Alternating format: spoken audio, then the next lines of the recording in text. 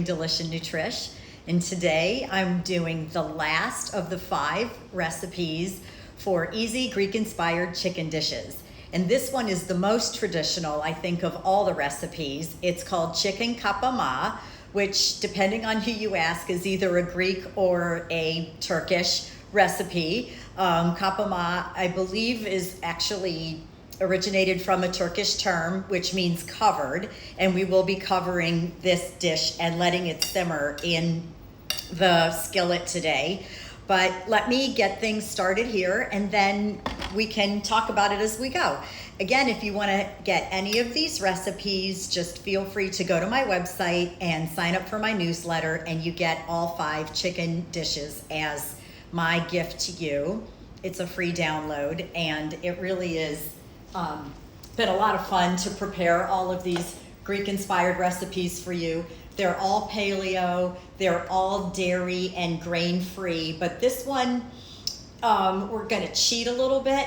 This is actually a game changer for me. I love this new cassava pasta that I found recently. It's called, it's by Jovial Pasta. It's strictly cassava flour and water. They actually make an orzo, and I'm going to be using this today. The recipe calls for either this orzo or cauliflower rice. You can do either, but I thought since you see me doing so many things with cauliflower rice that I would change it up a little bit and do this today. So I'm going to start getting my pan hot. And the recipe calls for 2 pounds of chicken. I actually have half of the recipe ready for you, so I'll show you that in a bit. But in the meantime, I'm going to prepare half of it for you here today. And we're going to start with some ghee and some olive oil, just very simple, a good flavored olive oil and some ghee. It's already kind of melted just from being here at room temperature. Get this a little closer so you can see. And as soon as that's shimmery, which it is, as it's heating up, I'm going to season the chicken. So again, this is chicken breast. All of these recipes are how to take really simple, basic, flavorless chicken breast and turn it into something really super flavorful. So all I'm going to do, I've already cut this up into some decent, like 1.5 inch, 2 inch size chunks. I'm adding some fresh ground pepper and some pink Himalayan salt just to give it some seasoning, and this very unique but pretty classic ingredient, which is cinnamon. Greeks put cinnamon with tomato. It's an absolutely amazing flavor combination. I'm just sprinkling in about a teaspoon, okay? And I'm just gonna toss this around to get it all nice and distributed. And now my oil looks nice and hot. So I'm gonna drop these in. It's gonna splash a little bit because this chicken is a little wet. I did dry it off, but I always recommend patting it dry with some paper towels. And I'm just gonna spread these out so that they can start to brown. We want them to get a nice golden color on the outside right away. That's how we sear in all the flavor. I am using a pan that's not nonstick. I'm gonna step over here and wash my hands. I am using a pan that's non-stick and not non-stick. I do prefer to cook with a pan that is not non-stick. Say non-stick twice, right? It's a double negative. But I do prefer to do something non-stick, because if you cook it properly, it will get a nice crust and it won't stick. So why cook with the chemicals if you don't have to? I have a couple non-stick pans that I do prefer that are non-toxic non-stick. Okay, now we're getting into too many nons. But anyway, it does work very well if you just give it the time it needs, be very patient with it, and when it develops that nice seared crust on the outside, it will release from the pan. So just be patient with it. Try not to move it around. I haven't touched it yet. You can see it's just going here at about a medium-high heat, and I'm letting the heat and the oil do all the work. I'm going to just test one and see if it comes up, and it's not quite ready yet. So while that's happening, I want to show you how I dice an onion. I have a half an onion here, And you've seen me do this several times, but I still like to share this technique because it's one of the most basic techniques you'll ever do in a kitchen. And I like to share what I can because it just makes life a lot easier when you already know how. So this is a half an onion. I cut the root end off first and then the stem end. When you cut the root end off first, it releases all the gases and hopefully that dissipates and you don't get the teary eyes, okay? Then I just peeled off the peel on the outside and cut it in half. This is half. So first I'm going through with it parallel to the counter surface. I'm gonna put my hand on top and keep it very still and always use the flat end so you have a nice solid steady surface. I'm going through, but not all the way, just kind of keeping that end attached so it helps to hold all the pieces together. And not quite half inch, kind of between a half inch and a quarter inch slices. So I'll get about 3 or 4 slices out of this. And again, you can see how those are all still attached in the back. Now I'm going to go through it vertically. Same size slice because we want all of our onion pieces to be equal sized. Okay, so let's get back to this chicken for a second. You can see that it's getting nice and seared on the bottom. These pieces are coming right off of the pan, not sticking at all, and a nice golden color. So I'm just going to turn all of those so you can see them getting the same color on the opposite side and making sure when I put the pan back down on the burner that it's, okay, that one stuck a little bit. But for the most part, this is how you want it to look. We'll go back on the burner now. And I like my induction burner for these cooking demos because it's easier for you to see me from here. Okay, back to this onion. This is how I do things in the kitchen, 8 things at a time. So now we've already gone through it horizontally, parallel to the countertop, and vertically, so kind of in line with the striations of the onion, and now we're going across to make our slices. That middle finger needs to stay forward, fingertips back, knuckles in front, and slice through the onion and get nice, even dice, okay? Buy a couple onions and practice, because it's definitely a skill that you will be happy you learned. When you get to that end piece, this one's got a little extra skin on the back, just go through it to divide it in half. That's where it was attached. And then you can go crosswise and use the whole onion that way. Okay, and now that our chicken is getting to where we'd like it to be, nice and seared,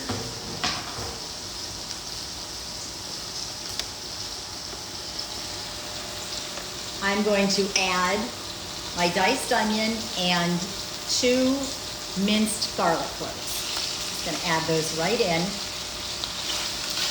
And I'm going to stir this around until the onions start to get a little translucent. And if you have any questions, feel free to ask me because I'm watching. Hi, Susan. Thank you. One of these days you're going to have to come visit me. So these are just about there already. You can see they're starting to pick up that nice golden color. And what's going to happen with this is after we add the rest of the ingredients, it's going to simmer on the stove for about 20 minutes. So instead of you waiting around for 20 minutes, I'll show you what it looks like already done. But I did pre-cook the orzo. So this orzo that I was talking about earlier, I already have pre-cooked and drained. I have it right here in this strainer. And you can see it looks just like the wheat version, but it's cassava. and the texture is very similar as well. I couldn't be happier. It's a game changer for me. For someone who loved pasta and can't eat it anymore, or even if you just have a gluten sensitivity, it's really worth checking out this product. They have a delicious penne. I've actually made pasticcio with the penne and a dairy-free bechamel. It's been so nice to be able to eat some things that are very similar to the traditional recipes, only just changing up a few ingredients. So now this looks really good. I do want to pump up the heat just a touch because I want to deglaze the pan with the chicken stock. But first I'm going to add the tomato paste. So I have not quite a half a can of tomato paste that I'm going to add. The recipe calls for, recipe calls for a 1/4 cup of tomato paste. And I'm just going to stir that in.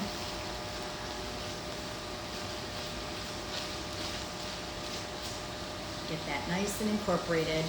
And you've probably heard me say this before, but I'll remind you, whenever I'm doing a recipe, I always start with the hardest or the most dense of the ingredients and go to the softest or most liquid. And the reason for that is if you try to add something really dense or thick to liquid, you may or may not get it to smooth completely out and you end up with lumps and a really strange texture. So this is the tomato paste, of course, being very thick. It's coating all of the chicken and the onions. And the fragrance with that cinnamon is just unbelievable. And now I'm going to add about a half a can of organic diced tomatoes. Again, the full recipe is the full can. I'm doing half. Add that in right now.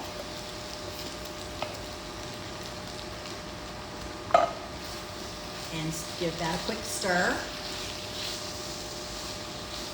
And now I'm going to add the chicken stock.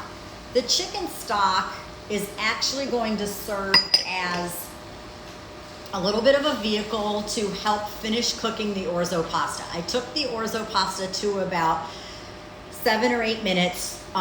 Judge on your own stove. I don't like to go by time. I like to go by what it looks like finished. And I wanted it to be just slightly more than al dente because this is going to finish cooking in the sauce and finish absorbing the liquid. So the finished dish is chicken and orzo with the tomato, but very little liquid because it all gets absorbed by the orzo.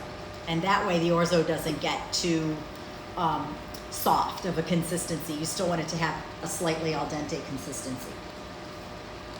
So now I'm going to add the orzo.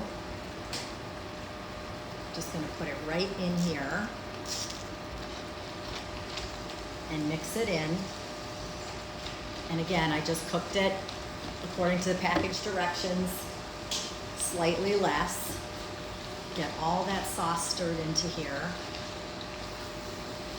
Chicken kapama originally is one of those recipes that's cooked with whole pieces of cut up chicken, skin and bone included, and simmered on the stove or baked in the oven, roasted for a long time. This is my 20-minute or less quick version because some of those, school nights or you're getting home late from work and you still want something healthy and packed with nutrients, but you just don't have time.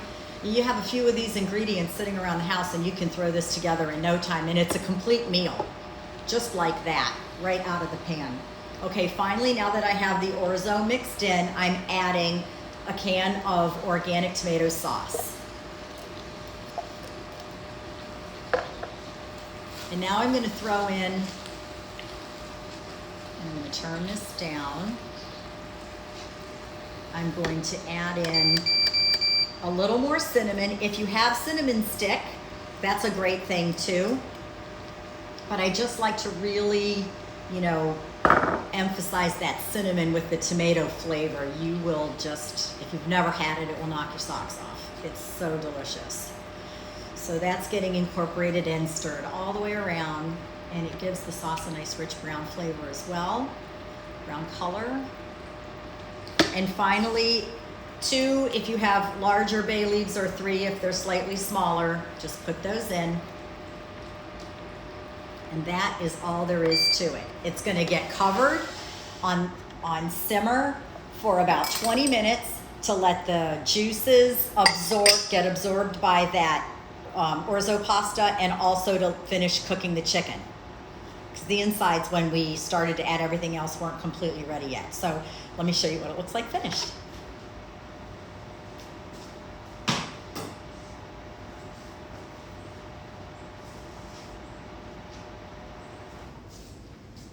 So here we are, completely done. It's been on the stove for a bit now. Put a little trivet under there. And you can see the color is this nice, beautiful, rich brown, reddish color. I've got my cinnamon stick right here. I'll pull him out. And if you can find the bay leaves, take those out as well.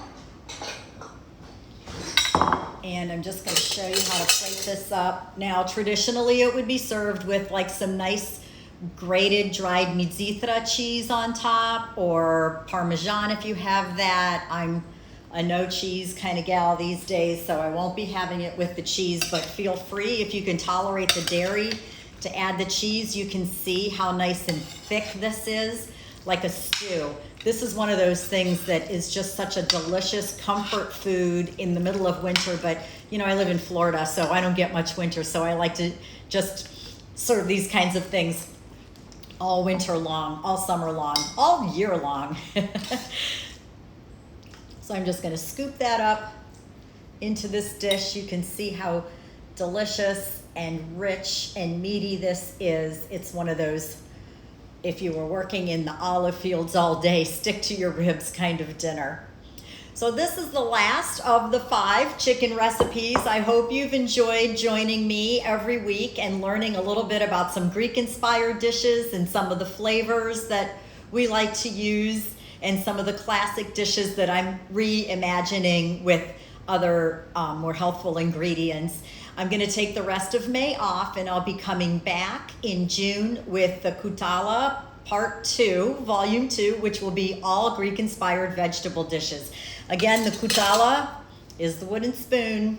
It's what we use for cooking everything, and once in a while, if the kids are misbehaving, you know, if you're a little naughty, you get the Koutala. So that's it for me today. Again, feel free to go on my website and download all these recipes, and I will see you in June. Have a wonderful day.